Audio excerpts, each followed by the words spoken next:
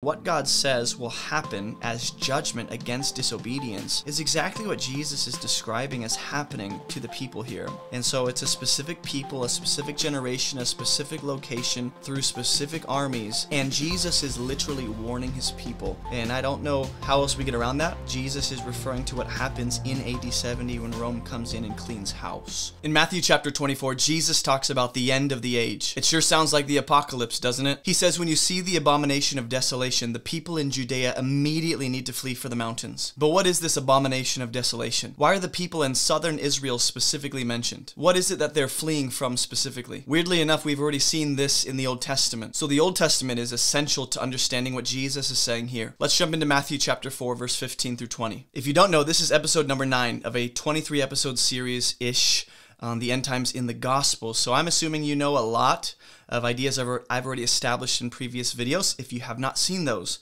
I highly recommend you watch those before proceeding with us. One thing I need to clarify is that in my last video, I didn't address the whole concept of enduring to the end to be saved. I didn't address what people are being saved from, and I want to make it very clear that in this episode and the next one, I'll be addressing that in far more detail.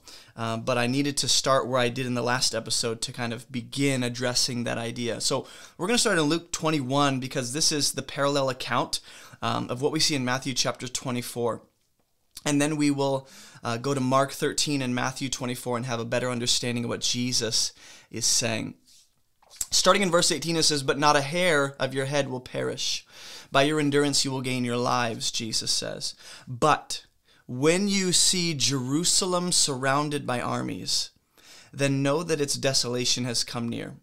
So we know that, well, based on where we've read so far, if you've been with us, Matthew 24 talks about when you see the abomination of desolation, flee to the mountains. Now, this is Luke's account of the same conversation from Jesus, and he's using the same ideas but communicating it in a different way. In other words, the abomination of desolation in Luke's gospel is Jerusalem being surrounded by what will later be known as the Roman armies in AD 70. And so the abomination of desolation is something that the audience of Luke will not be familiar with, but Matthew will use that shorthand version because the Jewish audience primarily he's talking to would understand that concept, whereas the audience of Luke's gospel, which will be primarily Gentiles, not only Gentiles, but primarily, they wouldn't understand that shorthand reference, abomination of desolation. So read verse 21, "Let those who are in Judea flee to the mountains, and let those who are inside the city depart, and let not those who are out in the country enter it, for these are the days of vengeance, to fulfill all that is written."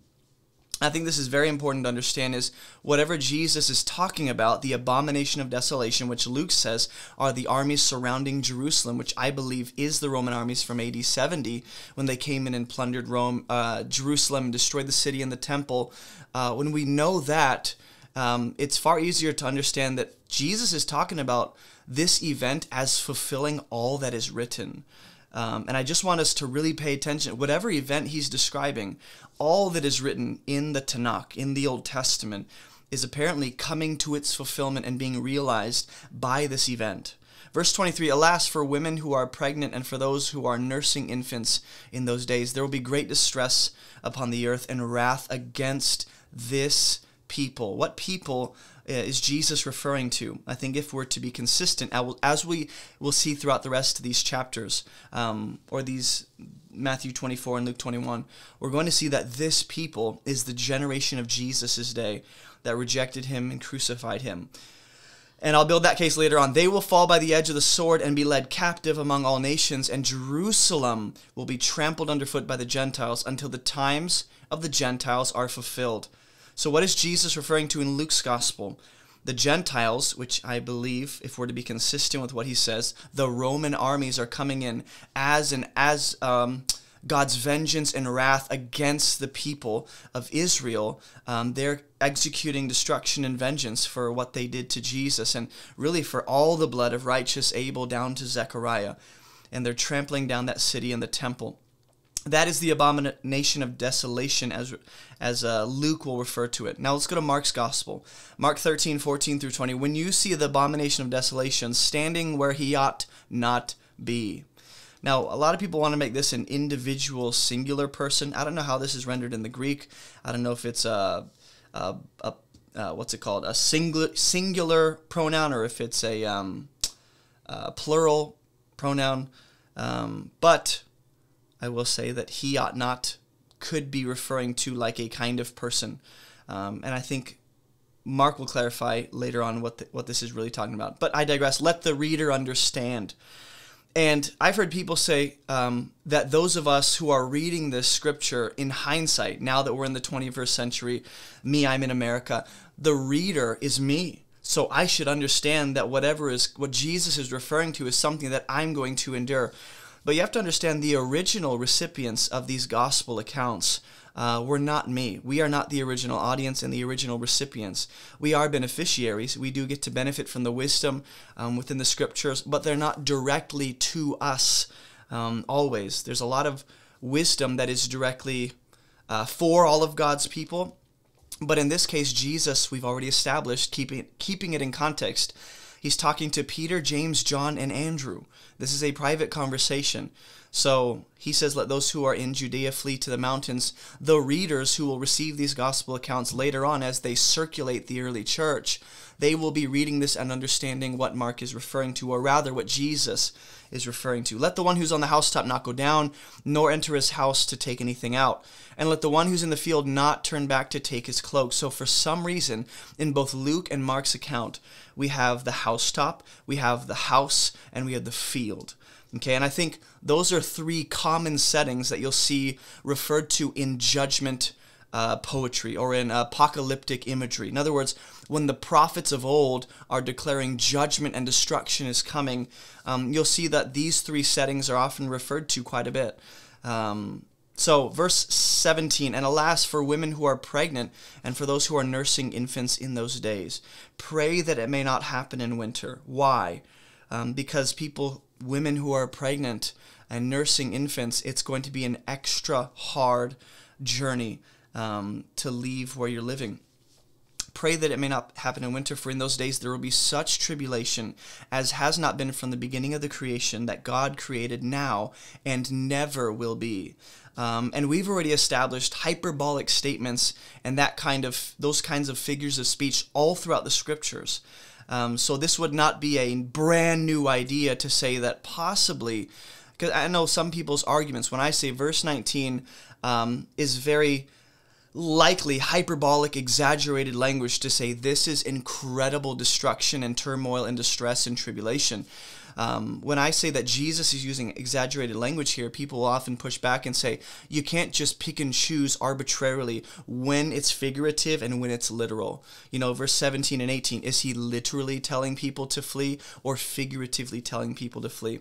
If you read the prophets, a lot of their speeches, a lot of their writings have this same kind of feel to it, where it's like literal, figurative, poetic, metaphorical, literal, and it's hopping in and out. And how to determine whether or not something is indeed literal, figurative, hyperbolic, what figure of speech is being employed is going to be based on context and how that biblical author uses that kind of language, or how we see that throughout the Old Testament elsewhere.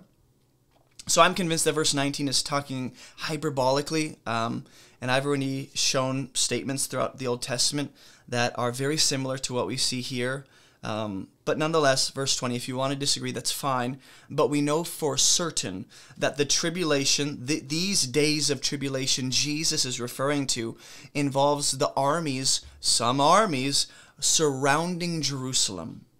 And you can talk about that being a future event that has yet to happen, but I am so convinced, and I hope that as we go through this series, you'll become more convinced, not necessarily of what I believe, but what I am so confident is being said in Scripture, is that the Roman armies are in mind.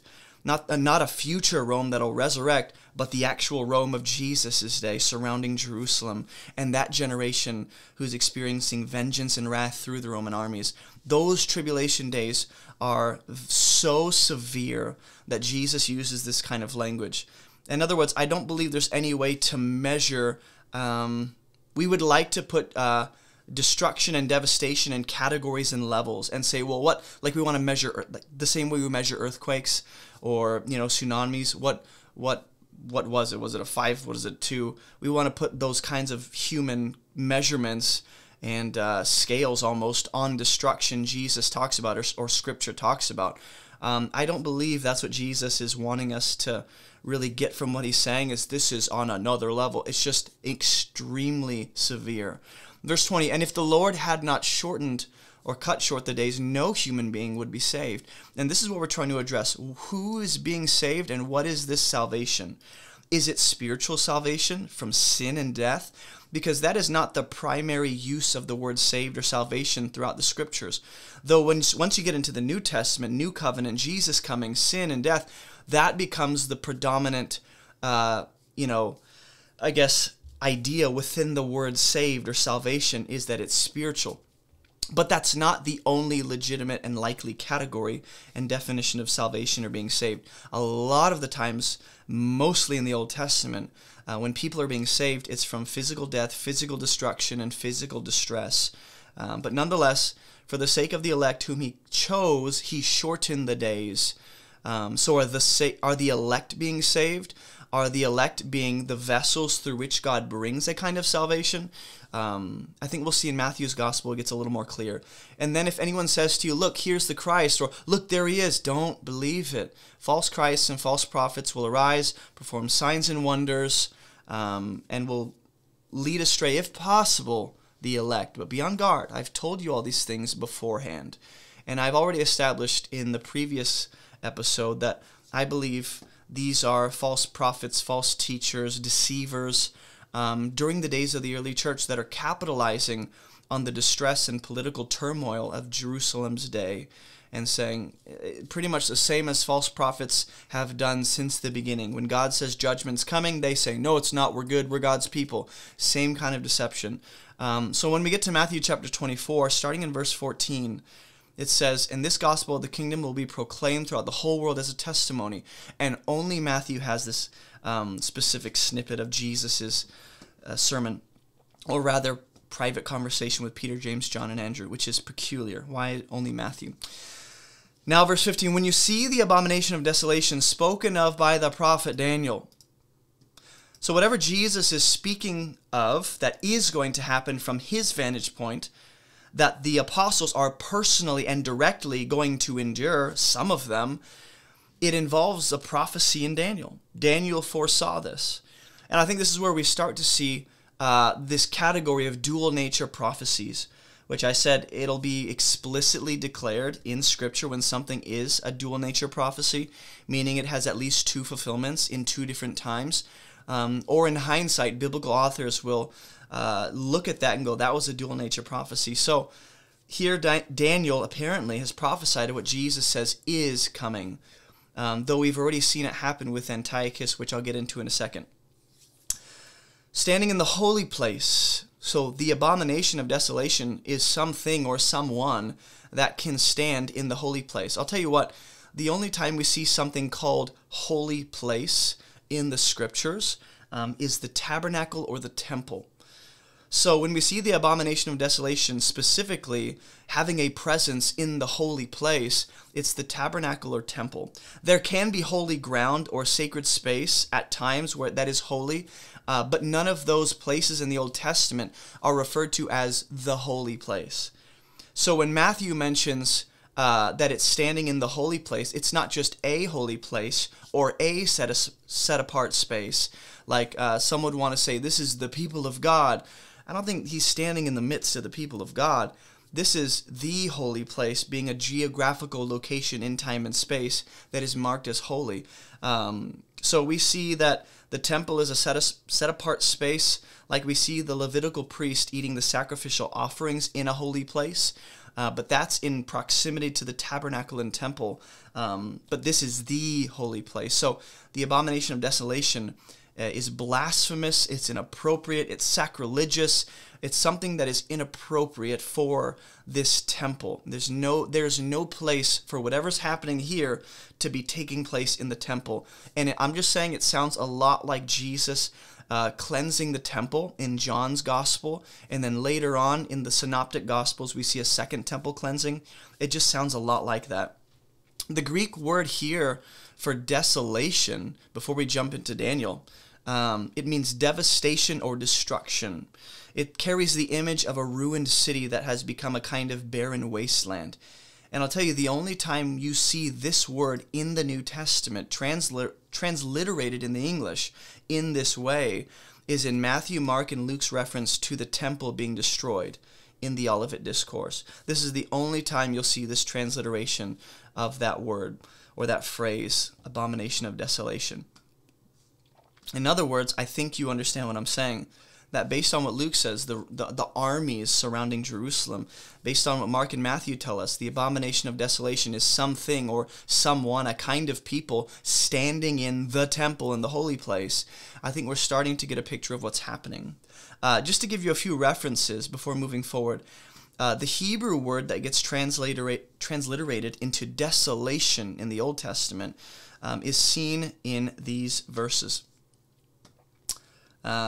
Leviticus chapter 26, or rather, let me take it back. The Hebrew word that gets translated into desolation, not transliterated, that's the wrong word to use, is seen in Leviticus 26:33.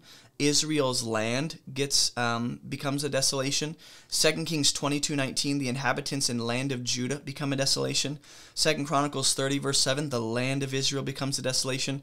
Job 30 verse 3, we have wild creatures bringing desolation and destruction, which when the prophets employ this poetic apocalyptic language, usually when you see desolation and destruction, you have wild animals that are symbolic of Gentiles or the nations inhabiting those places now. And you can also see literal creatures also taking, making homes in the land of Israel. Psalm 69:25, a camp becomes a desolation. Isaiah 13:9, Isaiah 15:6, Isaiah 17:9, Isaiah 24:12, 59:7, 64:10. All of these passages in Isaiah refer to the desolation of the land of Israel and their inhabitants.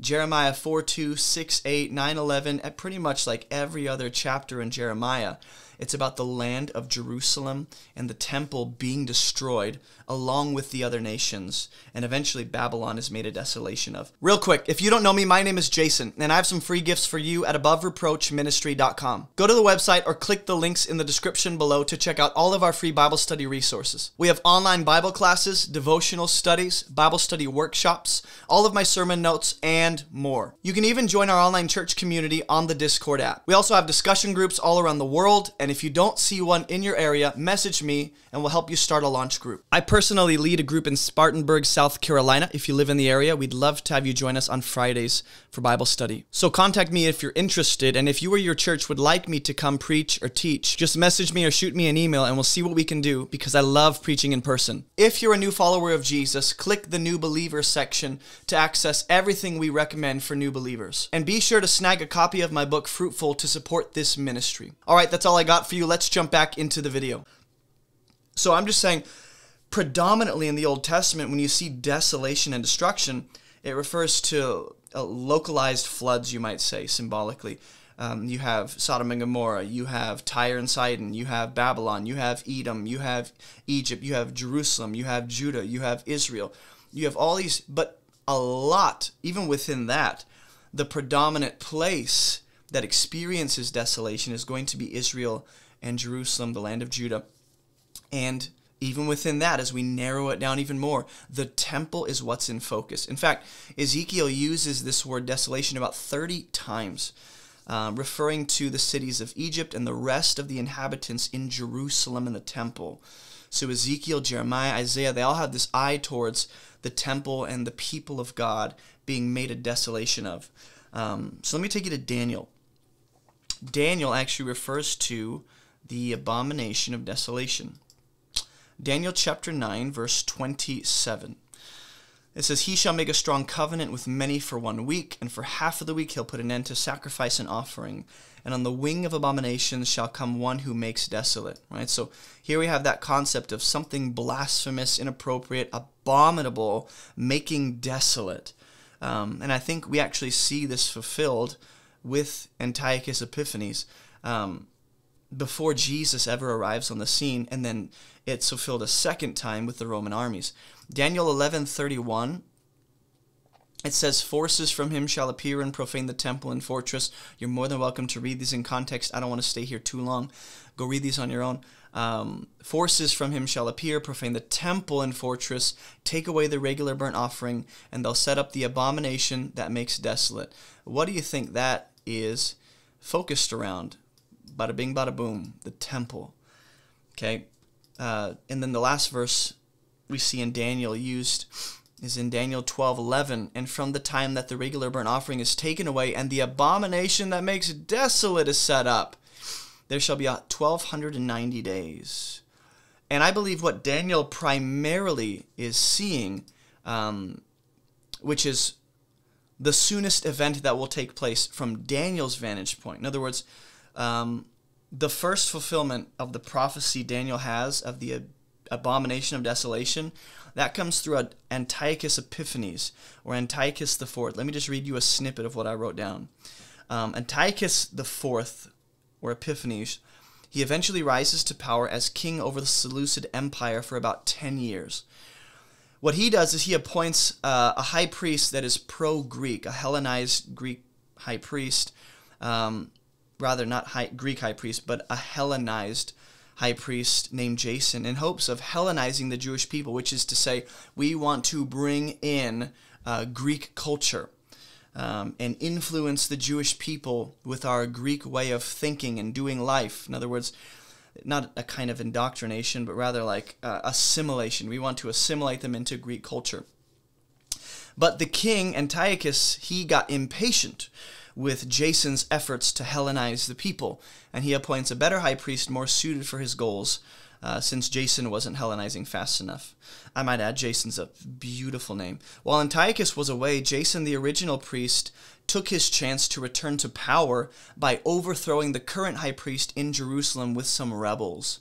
So Antiochus eventually comes back from losing a battle, I believe, around Egypt. He comes back to Jerusalem to find a rebellion, and Jason has taken the spot. Whereas he kicked Jason off the high priest, out of the high priesthood, and he ends up killing Jason and the rebels who followed him. And eventually Antiochus goes even further and tries to abolish Judaism entirely from Judea. He forbids Jewish rituals. He turns the temple of God into a temple for his god Zeus, and he personally goes into the temple to shed the blood of an unclean animal, a pig, in the temple to his god Zeus, which was incredibly distressing, sacrilegious, and blasphemous for the Jewish people. So then Antiochus goes even further. He demands the Jews to worship the Greek gods. And these sequence of events is what we see prompt the Maccabean revolt. In other words, Antiochus Epiphanes was the Hitler of his day, killing Jews, demanding they worship his false god, and just blasphemously standing in the temple, shedding the pig of blood of an unclean animal, that being a pig.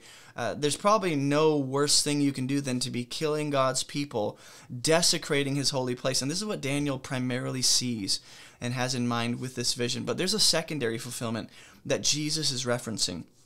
Okay, so I want to take you back to Matthew 24. This is where I say that, yes, I believe we see within the concept of the abomination of desolation in the future, this is a dual prophecy, meaning it has two fulfillments. One is with Antiochus and the Seleucid Empire, and the second is going to be through the Roman Empire that comes in and desecrates the temple. It destroys it entirely. It goes even further. You might say that Antiochus destroys the temple, and just like the king of Babylon was punished for his crime, or rather for going too far, so will the Roman armies. But look at what Jesus says. He says, "Let those who are in Judea flee to the mountains." I want you to understand that this is a specific warning to the people in Judea.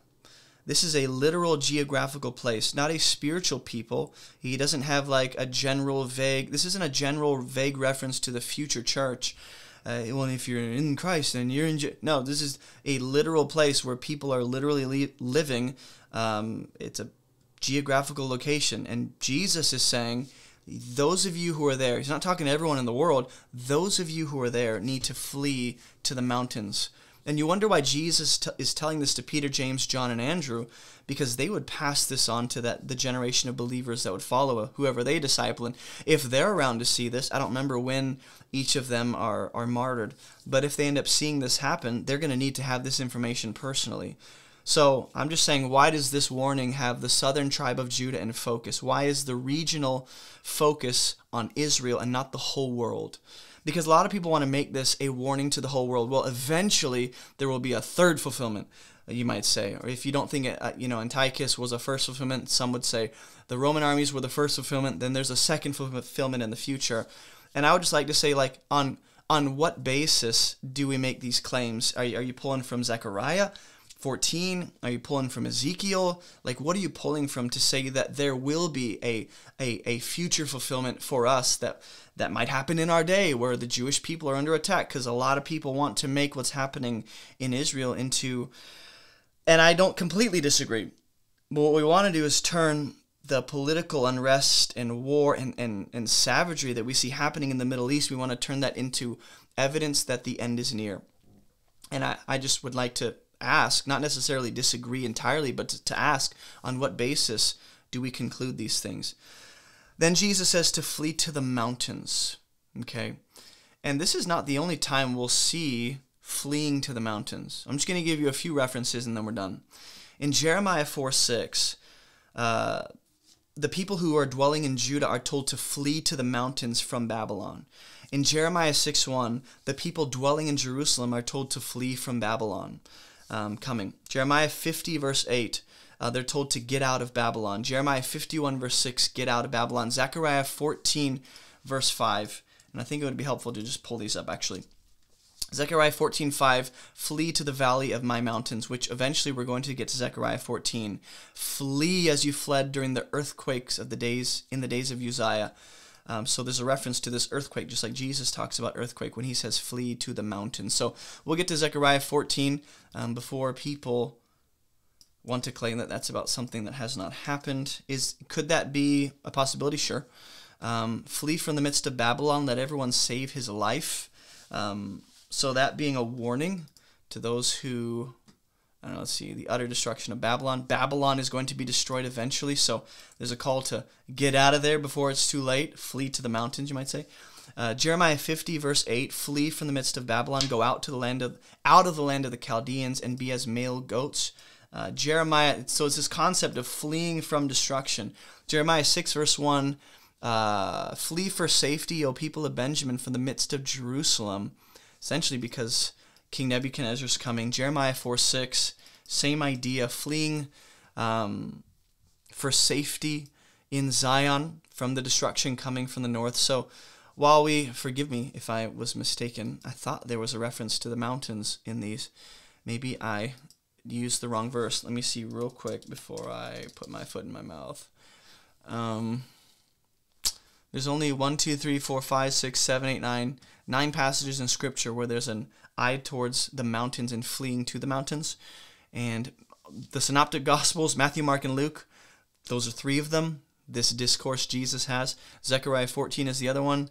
And then there's no other fleeing to the mountains. But there is fleeing, then it's from judgment coming upon, Jerusalem. So all I'm saying is when Jesus says in Matthew 24 to flee, to run, that's not a new idea. Judgment is coming on Jerusalem through the Roman armies. And Jesus is literally warning his people. They're told not to go back, to grab their cloak or to go back to their house to preserve whatever it is in this world and in this life that they value. Jesus is saying, do not go back. Just like, in fact, Luke will correlate these days to the days of Lot and say, just like Lot's wife looked back, y'all don't look back. And so I'm convinced that, as we'll see in the next episode, as we jump deeper into this, we're going to see that this is physical salvation. from the judgment that's coming on the people, from destruction that's coming through the Roman armies. I mean, they will bring absolute devastation. They will annihilate the city, and they're pretty ruthless. But even when the Roman armies get in there, the people of Jerusalem have been pretty ruthless themselves to each other.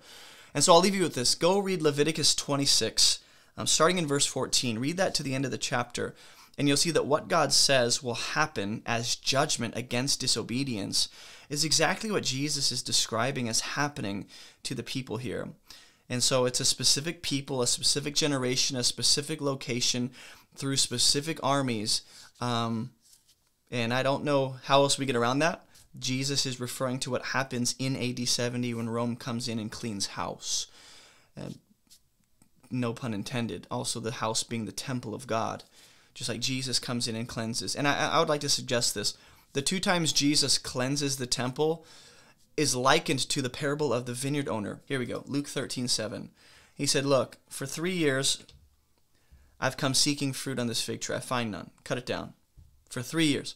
And then Jesus, in this parable, is the vine dresser. The vine dresser goes, sir, let it alone this year also until I dig around it. And if it bears fruit next year, cool. If not, cut it down.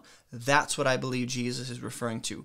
He goes in and cleanses the temple at the beginning of his ministry, which signals the beginning of his 3-year ministry. For those 3 years, nothing. The end of the temple, he goes in at the end of his ministry, cleanses the temple again, finds no fruit. Okay, they crucify Jesus. That's it. That seals the deal. That's the parable of the vineyard tenants killing the son. He's going to tear the thing down. That being the temple in Jerusalem and the city and the way things are done in the Old Covenant. Jesus is bringing an end to it through the Roman armies. And I just can't unsee that. So that's where I'll leave it for now. In the next episode, we'll jump into the Great Tribulation, which everyone loves to talk about for some reason. We'll jump into the Great Tribulation. It'll be fun. Before I go, make sure you like this video and subscribe to this channel, because you might get fantastic content like this as you continue going with us through this series. So you might want to ring the bell too, so you are notified of any videos that get released. But other than that, I'll see you guys in the next video here in this series on the end times in the Gospels. Hey, thanks for watching. Don't forget to share your thoughts and your insights in the comments. If you want to share your thoughts and questions about these studies, join us every Thursday evening at 8:30 p.m. Eastern Standard Time for a live discussion together. And thank you for supporting this ministry. Your support helps us accomplish our mission, which is to teach people how to read the Bible so they can live and teach it for themselves. We're only able to make all of these free resources because of generous supporters like you. So thank you very much for all of your support. Make sure to visit abovereproachministry.com to check out all of our free resources. And as always, keep moving towards Jesus.